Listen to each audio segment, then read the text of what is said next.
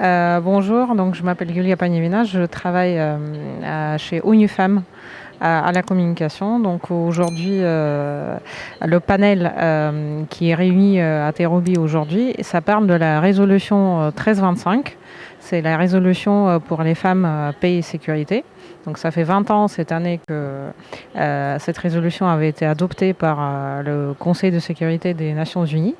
Et donc aujourd'hui, le panel scientifique qui est réuni à Terrobie, il va évaluer justement le chemin qui a été parcouru, ce qui avait été atteint comme objectif, ce qui avait été atteint comme pour la sécurité des femmes en 20 ans. Et après, ils vont aussi évaluer tous les autres problèmes existants et trouver des solutions pour que la participation des femmes soit renforcée dans les années à venir. Bonjour madame. Bonjour. Vous vous présentez d'abord. Moi c'est madame Ndiaye Djenaba Wane. Je suis coordinatrice du programme ONU Femmes Sénégal. Donc vous pouvez nous résumer votre journée d'aujourd'hui? Oui, aujourd'hui nous sommes là pour célébrer les 20 ans de la résolution 1325. Donc c'est la résolution des Nations Unies pour la paix et la sécurité. Et ONU Femmes, en tant qu'agence des Nations Unies, a accompagné le ministère avec l'ensemble des acteurs pour élaborer un plan d'action national qui est à sa 2e génération. Et ce plan d'action va être mis en œuvre pour renforcer la présence des femmes dans les forces de sécurité, renforcer les dispositifs de paix et de sécurité au niveau du pays. Donc aujourd'hui, c'est surtout la célébration des 20 ans de la résolution. Quand de pareilles situations se produisent, qu'on puisse apporter une réponse adéquate. Et c'est ce que les organisations de la société civile ont su démontrer. Je pense que l'exemple du Sénégal a été souligné au niveau, je passe sous votre contrôle, au niveau des Nations Unies en termes de riposte. Que le Sénégal a été classé parmi les meilleurs pays qui ont eu une riposte face à la pandémie. Et je pense que cela aussi, c'est parce que l'État a créé le cadre, l'État a donné la voie à suivre, mais c'est parce que aussi la société civile sénégalaise, surtout féminine, qui est très intelligente en termes de synergie, a su répondre et suivre les pas. Et c'est quelque chose que nous tenions à souligner. Vous nous avez également indiqué que les femmes avaient compris que non seulement elles étaient majoritaires du point de vue numérique, mais elles avaient une solution à proposer dans la riposte.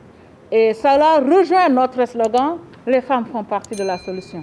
Autrement dit, il ne faudrait plus les considérer comme destinataires de l'offre de service en termes d'assistance ou d'action humanitaire, mais les considérer comme des actrices porteuses de solutions, mais également des actrices qu'il faudrait également porter cette solution parce qu'au sein des femmes, il y a des groupes qui nécessitent ces services-là. Et c'est ce qui a été noté à travers les dons, les kits d'hygiène et les kits alimentaires, entre autres, que l'État a fait et a été suivi par la société civile pour alléger les souffrances humaines. Dernière chose que j'ai notée dans votre intervention qui demeure toujours pertinente, c'est également les risques que prenaient les femmes. Et que ces risques pouvaient parfois même mettre en péril la sécurité de leur famille, la sécurité de leurs enfants et voire de leur communauté. Mais comme l'ont dit certains ici dans la salle depuis ce matin, les femmes, elles sont doublement porteuses de solutions, non seulement en tant qu'actrices, parce que ce sont les mères, ce sont les épouses, elles sont beaucoup plus enclines, comme l'ont dit certains. Je pense que c'est la police qui nous l'a dit ce matin, plus ouverte à ces questions pour pouvoir les traiter de manière adéquate. Et c'est en ce sens que la commissaire Bintou Guissé a cité l'exemple de l'accueil et du traitement des victimes de violences. Nous sommes réunis ici depuis ce matin pour célébrer le 20e anniversaire de la résolution 1325 au travers d'un volet scientifique qui nous a permis d'aborder les divers aspects induits par cette première page de ce qui constitue l'agenda Femmes, Paix et Sécurité. Mais avant de vous présenter les conclusions de nos travaux, Madame la Ministre, je me permettrai de nous interpeller sur la situation sécuritaire actuelle et surtout sur la faible place reconnue aux femmes. Et le terme « reconnu » est bien celui qui s'impose et non pas le terme « accordé », car les femmes sont et ont toujours été de tous les combats pour la paix, la sécurité, la stabilité, même si elles demeurent souvent invisibles. Et le monde continue à se plaindre, à chercher des solutions aux défis et menaces sécuritaires de l'heure et du futur, alors que, comme le dit un proverbe wolof, Yoonu Jam Sorewul. Oui, la voie vers la paix, la voie vers la sécurité, elles ne sont pas loin.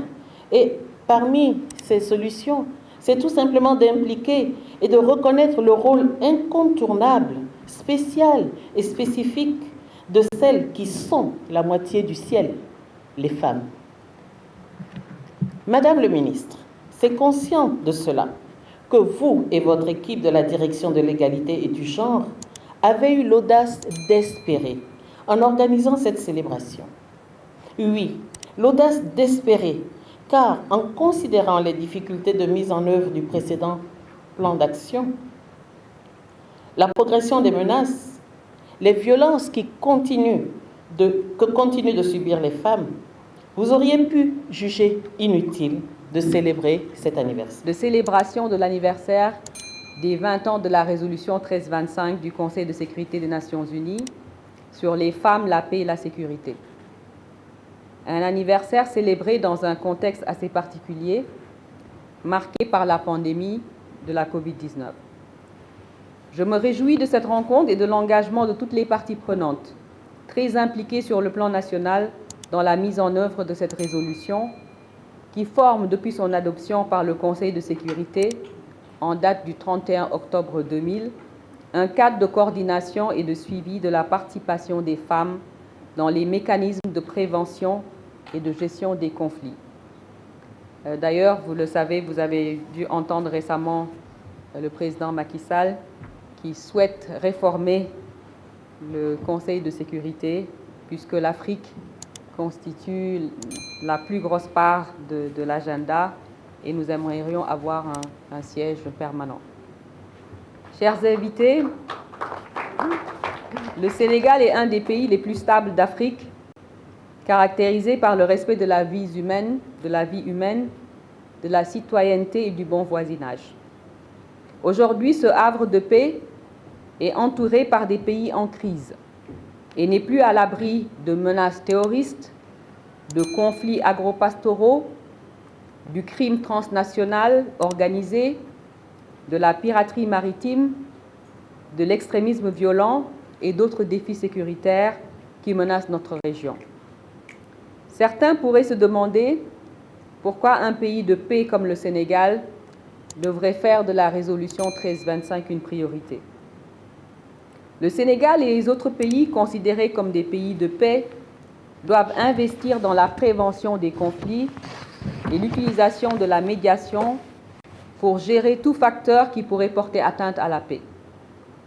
Donc, au-delà de la célébration d'une résolution historique, cet anniversaire constitue une occasion pour le monde entier de faire le bilan des pas franchis et d'identifier les priorités pour la période à venir. D'autres l'ont déjà mentionné, le Sénégal a été parmi les premiers pays africains à adopter son premier plan d'action sur la 1325 en 2011 et il vient de finaliser l'élaboration de son deuxième plan d'action national. On félicite Madame la ministre pour ça et il faut qu'on garde le momentum pour veiller à sa mise en œuvre. xam dafa am solo parce que ñu waxtaane lu am solo la dafa naa li olof di wax rek jàmm rek moom mooy jàmm parce que jàmm moo tax réew mi nekk fi mu toll tey dafa naa bu ñu amul jàmm def naa li ñu wax ci réew mi yëpp mën a nekk kon l'émergence bi nga xam ne son excellence de président Macky Sall mën na dugg ci réew mi taxaw di ci dox def naa li nga xam ne mu ko sous-tendre mooy li nga xam ne mooy jàmm mi am Sénégal jàmm jooju nag bu mu sax bu mu durable aussi defe naa ñun jigéen ñi lañ ci am wàll bu rëy rëy wàll boobu nag moo ngi taxaw ci prévenir ko fexe ba nga li nga xam ne mooy gàllankoor yi nga xam ne mu indi ay ci réew mi ba jàmm du fi amati ñu fexe ba loolu du egg suñu réew ñu rafetlu bu baax nag vraiment la participation de ONU Femmes des partenaires aussi ñi nga xam ne jàppale tey ci nga xam ne moom mooy mise en place du processus de mise en œuvre du deuxième plan d'action de la résolution 1325. Je pense que lu am solo la outil bu am importance fii ci réewum Sénégal parce que bu ñu xoolee Sénégal dëgg am nañ jàmm ñu ko wóor ñëpp defe naa ne jàmm xaw na fa jafe kon nag defe naa ñu aar suñu réew moo jàmm am